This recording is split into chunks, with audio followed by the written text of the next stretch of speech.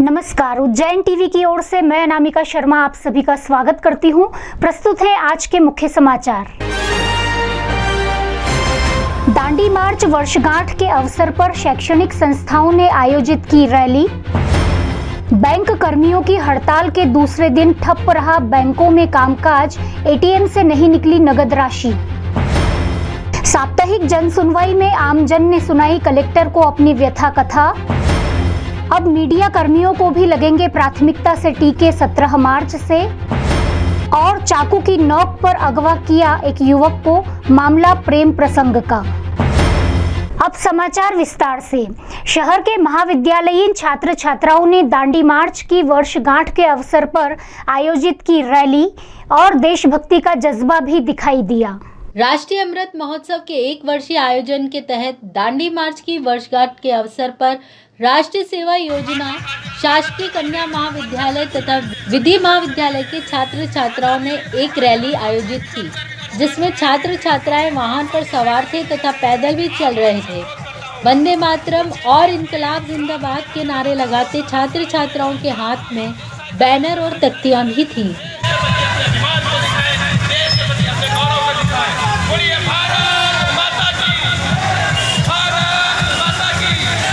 दूसरे दिन भी रहा बैंक के अधिकारियों और कर्मचारियों की हड़ताल का जबरदस्त असर, नहीं खुले बैंकों के मेन गेट के ताले। शासन अब तक सत्ता के मद में चूर होकर यह घमंड पाले हुए था कि मानव श्रम के बगैर भी सारी व्यवस्था यथावत चलती रहेगी, मगर बैंक की 2 दिनी हड़ताल ने यह साबित कर दिया कि कोई भी व्यवस्था मेहनत कश की मेहनत के बगैर 2 दिन भी नहीं टिक सकती। निजीकरण की नीति के खिलाफ बैंक कर्मचारियों और अधिकारियों की हड़ताल का अब दूसरा दिन रहा। दूसरे दिन भी सभी बैंकों के मुख्य द्वारों पर ताले लटके दिखे, जो कर्मचारियों की एकजुटता का संघर्ष की सफलता का प्रतीक है। सांड सांड की लड़ाई में बागड़ का नुकसान, ऐसा ही कुछ हुआ सरकार और बैंक कर्मियों के बीच छिड़ी जंग में। बैंक निजीकरण के विरोध में कर्मचारी लामबंद हुए। 2 दिनों के लिए बैंकों पर ताले लटका दिए गए, मगर बैंक कर्मियों और सरकार की इस लड़ाई का खामियाजा आम जनता को भुगतना पड़ा। बैंक कर्मियों ने धूर्ततापूर्ण रवैया अपनाते हुए शहर के सारे एटीएम आउट ऑफ ऑर्डर कर दिए, जबकि एटीएम सुविधा के चलते आज के दौर में लोग अपने पास नगद राशि नहीं रखते और छोटी छोटी ज़रूरतों के लिए भी एटीएम का रुख करते हैं। शहर भर के एटीएम बंद होने से लोग एक से दूसरे एटीएम तक चक्कर लगाते रहे। इमरजेंसी होने पर भी उन्हें रुपए नहीं मिले। ऐसी ही एक महिला, जिसे ट्रीटमेंट के लिए रुपयों की ज़रूरत थी और वह परेशान होती रही। 2-3 एटीएम हो के आ रहे हैं, सभी दूर बैंक के एटीएम में पैसा नहीं है और हमको ट्रीटमेंट के लिए पैसा निकालना था, लेकिन कहीं भी नहीं निकल रहा है। 2-3 बैंकों में होके आ गए अभी तक। एक अन्य बैंक उपभोक्ता ने अपनी पीड़ा कुछ यूं जाहिर की। पेमेंट निकालना आया था, कल से बंद है, कल से एटीएम में पैसा नहीं है, जमा करना जमा भी नहीं हो रहा है और निकालना तो निकल भी नहीं रहा है। बड़ी परेशानी आ रही है। अभी आप कितने पेमेंट निकालना है? 10,000 रुपये। एक अन्य परेशान चिकित्सक ने भी अपनी परेशानी का जिक्र कुछ यूं किया। एक तो 4 दिन से बैंकें बंद है, सैटरडे संडे और 2 दिन की हड़ताल थी। कहीं पे भी ना तो पैसा जमा हो रहा है और ना ही निकल रहा है। एटीएम सब खाली पड़े हुए हैं। शासन को इसकी व्यवस्था करनी चाहिए। कई लोग मरीज हैं, कई लोगों को इलाज करवाना है, लेकिन वो भटकते फिर रहे हैं पैसे के लिए। अपने कहाँ जाएं, किसके पास जाएं, ना तो उसके लिए प्रशासन ध्यान दे रहा है, ना कोई शासन ध्यान दे रहा है इसमें। और सब दूर पूरे एटीएम जितने भी हैं सब खाली पड़े हुए हैं। लोग चक्कर लगा रहे हैं, परेशान हो रहे हैं। बैंक से ली गई इंश्योरेंस पॉलिसी के एवज में नहीं मिली कोई मेडिकल सुविधा। जन सुनवाई में आई आम जन की व्यथा सामने, और इस बार जन सुनवाई में कम आए प्रकरण। मार्च अप्रैल माह में ग्रामीण जनों की खेती के कार्य में व्यस्तता के कारण इस बार जन सुनवाई में मामले कम आए। एक मामले में मंगलनगर आगर रोड निवासी नर्मदा शंकर चौधरी ने बताया कि उसने 6,80,000 रुपए का लोन एसजीओपी बैंक से लिया था। बैंक ने उसका और उसकी पत्नी का 3-3 लाख की इंश्योरेंस पॉलिसी की थी।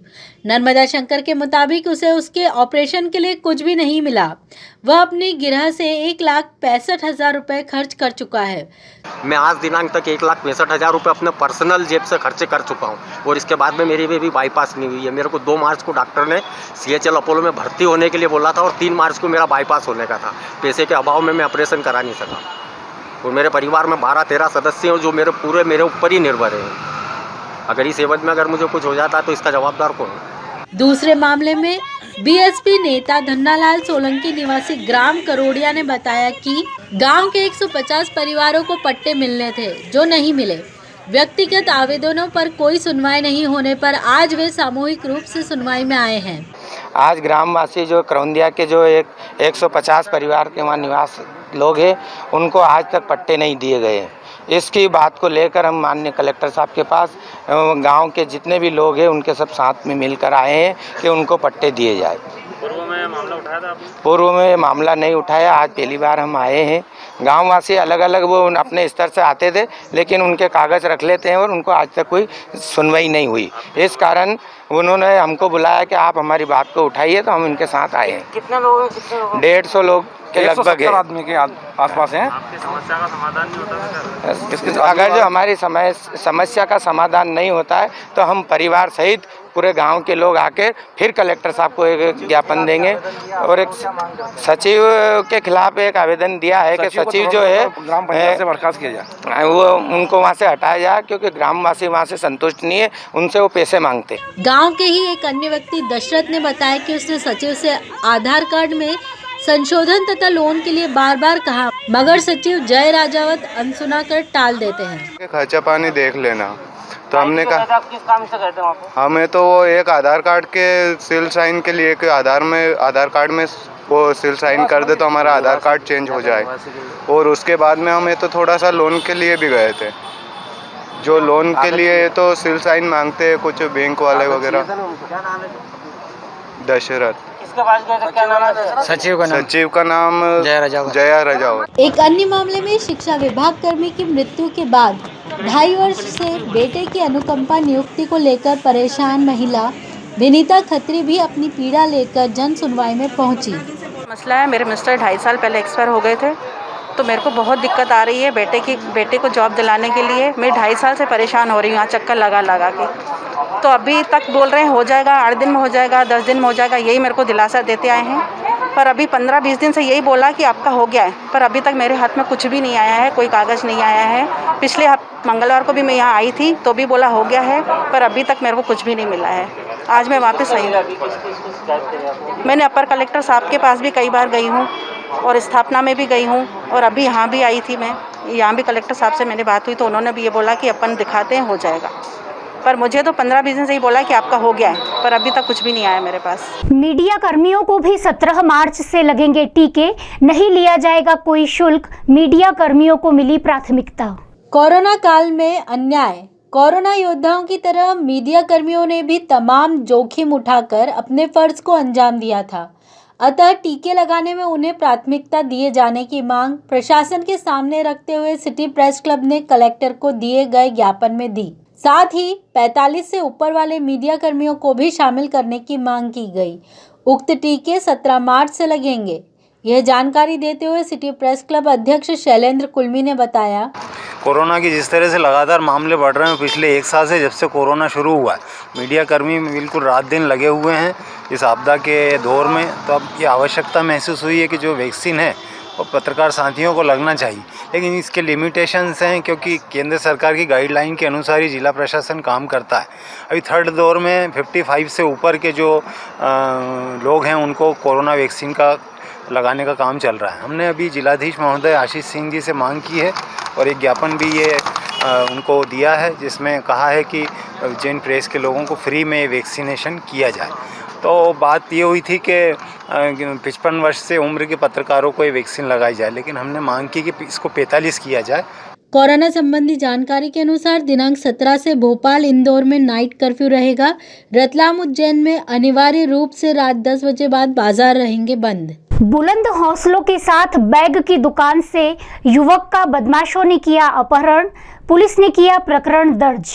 घटना 3 बत्ती चौराहा मार्ग पर इंदिरा प्रतिमा के समीप स्थित बादशाह बेग की दुकान पर हुई। शाम 4 बजे के करीब काले रंग की बाइक से 3 युवक यहां आए। दुकान पर काम करने वाले कर्मचारी राजा अहिरवार 20 साल निवासी जबरन कॉलोनी की कॉलर पकड़कर उसे जबरदस्ती ले जाने लगे। पहले वहां मौजूद 2 लोगों ने रोकने का प्रयास किया। गुंडों के 2 साथी ने उन्हें धकेल दिया। व कर्मचारी राजा को बाहर ले गए। यह देख दुकान संचालक मुर्तजा अली ने विरोध किया तो एक गुंडा उन पर भी चाकू लेकर लपका। यह देख मुर्तजा के एक बुजुर्ग परिजन बुरी तरह घबरा गए और गुंडों के सामने अपनी टोपी उतारकर हाथ जोड़े। तब उसके अन्य साथी अपशब्द कहते हुए बाहर निकल गए, लेकिन कर्मचारी राजा को साथ ले गए। बताया जा रहा है कि कर्मचारी का दोस्त एक लड़की को ले गया, इसी चलते उसे अगवा कर पीटा गया। इस पूरे घटनाक्रम के बाद माधवनगर पुलिस ने इसे सामान्य घटना मानते हुए युवक की रिपोर्ट पर कान्हा मीणा निवासी विवेकानंद कॉलोनी, रामू ठाकुर निवासी अंबर कॉलोनी व गोपाल बेरवा निवासी विष्णुपुरा के खिलाफ मारपीट की धाराओं में सामान्य कायमी कर दी। घटना की गंभीरता को देखते हुए पुलिस के आला अधिकारी हरकत में आए और उन्होंने इस प्रकरण में दिलचस्पी ली। कार्रवाई की जानकारी देते हुए एएसपी अमरेंद्र सिंह ने बताया, एक सीसीटीवी फुटेज भी एक घटनाक्रम के मिले हैं जिसमें एक दुकान में कुछ मारपीट हुई है। मारपीट के बाद उस लड़के को जबरदस्ती ले जाया गया है। इसके आधार पर पुलिस ने एक मारपीट और इसमें 365 जिसमें किसी को जबरदस्ती उठा के ले जाना, उसमें धारा कायम हुई है। सारे जो आरोपी हैं उनको गिरफ्तार किया गया है और जो क्रिमिनल रिकॉर्ड के जो लोग हैं उनके ऊपर कड़ी जो प्रतिबंधात्मक कार्रवाई भी की जा रही है। आरोपी इसमें सभी गिरफ्तार कर लिए गए हैं। रॉन्ग साइड आ रहे टेम्पो ट्रेवल वाहन से बाइक सवार की दुर्घटना हुई थी। 1 माह चले उपचार के बाद आखिरकार बाइक सवार ने दम तोड़ दिया। दरअसल थाना पवासा अंतर्गत केसर बाग निवासी ब्रजेंद्र सिंह को 21 फरवरी रात 10 बजे बाइक क्रमांक MP 13 EN 6592 से घर जाते समय रॉन्ग साइड आ रहे टेम्पो ट्रेवल वाहन क्रमांक MP 13 3760 ने लापरवाही पूर्वक टक्कर मार दी। लगभग 1 माह तक निजी अस्पताल में उपचार करा रहे ब्रजेंद्र सिंह ने आखिरकार दम तोड़ दिया, जिनके शव का पोस्टमार्टम जिला अस्पताल में कर शव परिजनों को सौंप दिया गया। ब्रजेंद्र के मित्र ने जानकारी देते हुए पुलिस कार्रवाई पर भी सवालिया निशान लगाए। इतना डैमेज हुआ, मतलब आज बंदा आज एक्सपायर हो गया है, डेड हो गया उसका। आज बाकी पुलिस हमने अपने पास पवासा थाने में हमने रिपोर्ट भी लिखाई, बाकी उसकी उचित कार्रवाई कुछ भी नहीं करी गई और आज मेरा दोस्त मेरे से दूर चले गया। शहर में बढ़ रही आपराधिक गतिविधियों पर लगे लगाम, युवक कांग्रेस ने एडीएम को सौंपा ज्ञापन। शहर में आए दिन आपराधिक घटनाओं की वृद्धि पर असंतोष जताते हुए युवक कांग्रेस ने एडीएम को एक ज्ञापन सौंपा, जो राज्यपाल को संबोधित है। ज्ञापन में वर्णित घटनाओं का ब्यौरा देते हुए युवा कांग्रेस अध्यक्ष भरत शंकर जोशी ने बताया कि अनूपपुर निवासी एक युवती जो अहमदाबाद से जबलपुर सफर कर रही थी, उसकी संदिग्ध अवस्था में मृत्यु हुई, जिसकी जांच की मांग की गई। बच्चों के साथ छेड़छाड़ की घटनाएं भी हो रही हैं। हमने यूथ कांग्रेस ने ज्ञापन प्रस्तुत करा है बिना किसी विरोध के, मतलब हमने कोई यहाँ पर नारेबाजी नहीं करी, हम शांतिपूर्ण तरीके से गांधीवादी तरीके से हमने विरोध करा है। जीआरपी पुलिस ने 3 साल से चोरी के आरोप में फरार आरोपी को पकड़ने में सफलता हासिल की। 2017 से चोरी की वारदात में फरार आरोपी मिथुन पिता गोपीलाल मुंगिया की जीआरपीएफ को तलाश थी। सूचना मिलने पर जीआरपीएफ थाना प्रभारी निर्मल श्रीवास के मार्गदर्शन में मक्सी चौकी प्रभारी जीपी जाटव, प्रधान आरक्षक वीरेंद्र शर्मा आदि ने सक्रियता दिखाते हुए मिथुन को उसी के ग्राम बनी जिला राजगढ़ से धर दबोचा। कार्रवाई की पुष्टि करते हुए उप निरीक्षक RBS कुशवाहा ने बताया, एक आरोपी पकड़ा था जो वर्ष 2017 से चोरी के अपराध में फरार था, उसको पकड़ा है। उसका नाम है मिथुन मोगिया, पिता गोपीलाल मोगिया। सर कहाँ से पकड़ा और कौन सा मामला फरार था? ये चोरी का मामला था, चोरी के मामले में फरार था। एएसपी कार्यालय में नियुक्त एएसआई के घर पर चोरी की वारदात हो गई और सीसीटीवी कैमरे में कैद हुई घटना। वसंत विहार कॉलोनी निवासी विपिन सितोरिया के घर से एक युवक मौका पाकर लाइट फिटिंग में उपयोग आने वाले कीमती वायर के 36 बंडल ले उड़ा, जिसके फुटेज सीसीटीवी कैमरे में कैद हो गए। गौरतलब है कि विपिन सितोरिया के पिता विद्याराम एएसपी कार्यालय में एएसआई पद पर कार्यरत है। आइए अब एक नजर डालते हैं उज्जैन शहर में मौसम के आंकड़ों पर।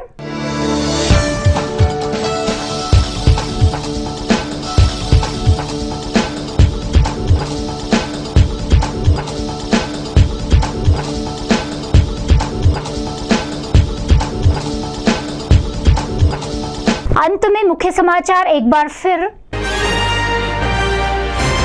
दांडी मार्च वर्षगांठ के अवसर पर शैक्षणिक संस्थाओं ने आयोजित की रैली। बैंक कर्मियों की हड़ताल के दूसरे दिन ठप रहा बैंकों में कामकाज, एटीएम से नहीं निकली नगद राशि। साप्ताहिक जन सुनवाई में आमजन ने सुनाई कलेक्टर को अपनी व्यथा कथा। अब मीडिया कर्मियों को भी लगेंगे प्राथमिकता से टीके 17 मार्च से। और चाकू की नोक पर अगवा किया एक युवक को, मामला प्रेम प्रसंग का। ये थे उज्जैन शहर के प्रमुख समाचार। ताज़ा समाचारों के लिए देखते रहें उज्जैन टीवी और कृपया उज्जैन टीवी के YouTube चैनल को लाइक और सब्सक्राइब करना न भूलें। नमस्कार।